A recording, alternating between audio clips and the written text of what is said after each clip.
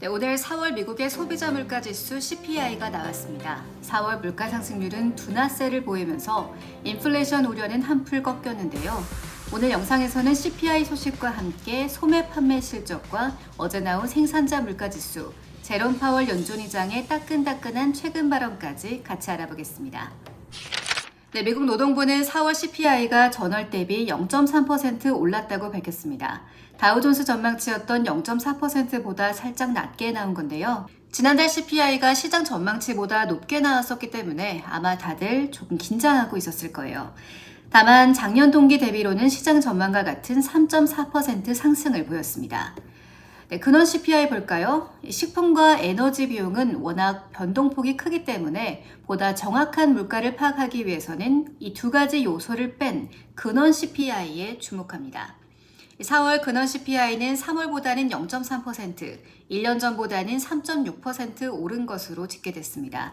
특히 근원 CPI 연간 상승폭은 3년 만에 가장 낮은 수치였고 월간 상승도 지난해 12월 이후 가장 작은 폭을 기록했기 때문에 이날 미국 주식시장은 긍정적인 반응을 보였습니다.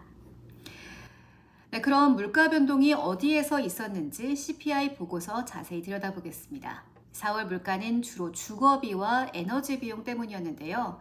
에너지 비용 전달보다 1.1% 올랐고 연간으로는 2.6% 더 비싸졌습니다.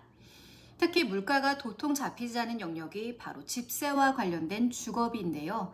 4월 주거비용은 0.4% 올랐고 작년보다 5.5% 올랐습니다. 이 두 개 모두 인플레이션을 지켜보고 있는 연준에게는 좀 불편한 수치겠죠.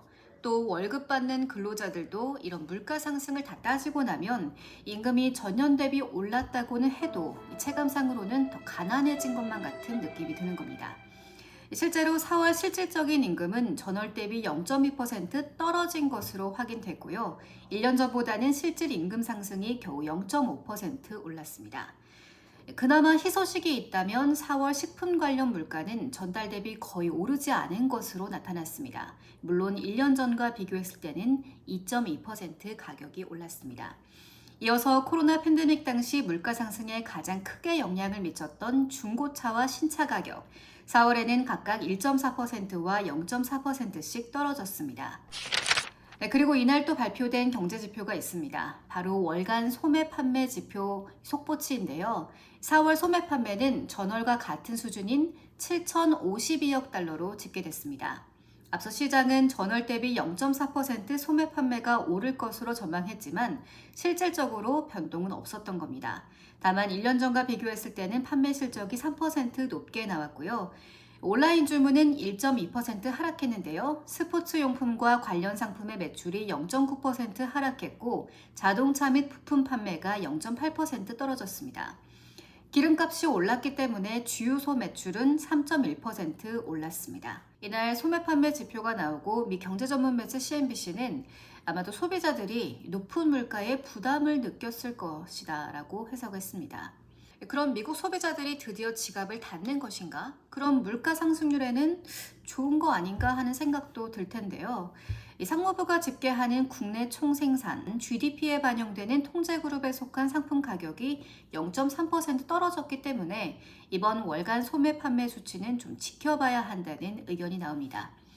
이 GDP는 경제 성장률을 보여주는 지표죠. 따라서 이번에 나온 둔화된 소비자 지출이 물가 상승 면에서는 좋을 수도 있지만 현재 이 전환점이 경기 둔화로 이어진다면 결국 시장이 반기지 않는 국면으로 접어들 수 있기 때문입니다.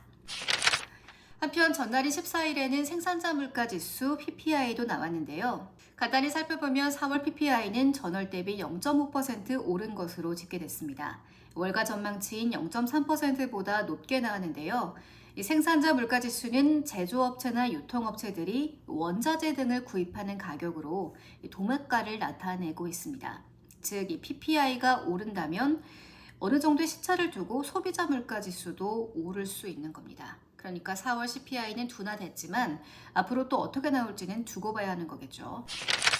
네, 이번 지표들은 이달 초 연준이 기준금리를 동결한다고 발표한 가운데 나왔습니다. 연준은 지난해 7월부터 금리를 동결해 왔는데요. 아직 물가 상승률이 목표치인 2%로 내려가고 있다는 확실한 증거가 부족하다는 입장입니다. 이런 가운데 파월 의장이 14일 네덜란드 암스테르담에서 열린 외국은행 연합회 대담에 나와서 현재 통화 정책을 좀 더 오래 고수할 거라는 발언을 했는데요. 오늘 영상은 파월 의장의 발언 영상 보면서 마무리하도록 하겠습니다. 그럼 저는 다음에 뵙겠습니다. We had growth last year of just over 3%, quite a strong year.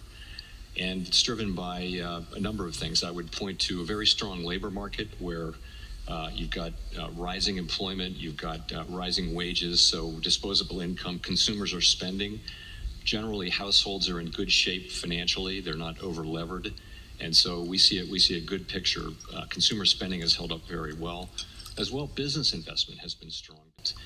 I would also point to a fairly large influx of immigration into the country over the past couple of years, and those people are joining the labor force. We're experiencing still a labor shortage in many industries, and so there are jobs, and they're going to work and they're consuming. So that's also boosting growth. So overall, a good picture looking at the data so far. The labor market is very, very strong. It was, I think, overheated a couple of years back, and what we've seen is it coming back in gradually into a better balance over the last couple of years. And now I think if you look at a broad range of data, you could say that the labor market is about as tight as it was before the pandemic in 2019, and that's good. Real wages are now positive. And unemployment has been below 4% for 27 consecutive months, something that hasn't happened in a half century. So, labor market very strong, and again, signs of gradual cooling and rebalancing, so that supply and demand of workers is coming back into balance, just as we would want. Inflation, it's worth starting with the fact that on a 12-month basis, headline inflation got as high as 7.1%, is now down to 2.7%. Core inflation got as high as 5.6% and is now at 2.8%, so it's down by half. That progress, though, really happened over the course of last year, particularly the second half of last year.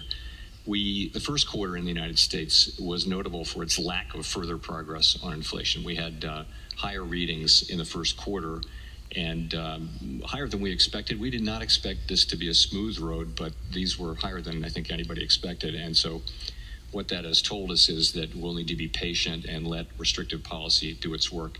If I turn to the outlook just for a second, I would say we expect continued growth, 2% or better. We expect the labor market to continue to be strong, but to move further and further into balance. And I expect that inflation will move back down on a monthly level, on a monthly basis, to levels that were more like the lower readings we were having last year. I would say my confidence in that is not as high as it was, having seen these readings in the first 3 months of the year. So we're just going to have to see where the inflation data fall out. And I'll stop there with the economy.